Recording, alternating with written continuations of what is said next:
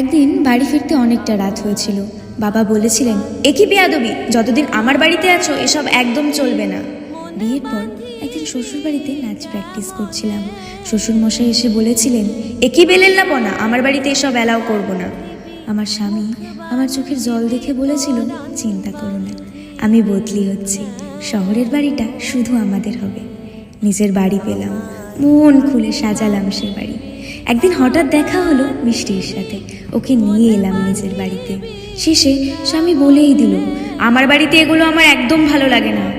কেন কে জানে উত্তরটা দিয়ে দিলাম, তোমার বাড়ি মানে তোমার সেই বাড়ি যেটাকে তুমি শুধু নিজের বাড়ি ভেবে গর্ব করো।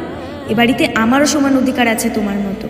তোমার বাড়িকে ঘর আমি বানিয়ে তুলেছি, ঘাম রক্ত ঝরিয়ে। মেয়েদের নিজের বাড়ি হয় না জাতীয় কথা বলে মেয়েরা যদি নিজেরাই নিজেদের অধিকার ছেড়ে দেয়, তাহলে গৃহহীন হয়ে বাঁচবে তারা, গৃহহীন হয়েই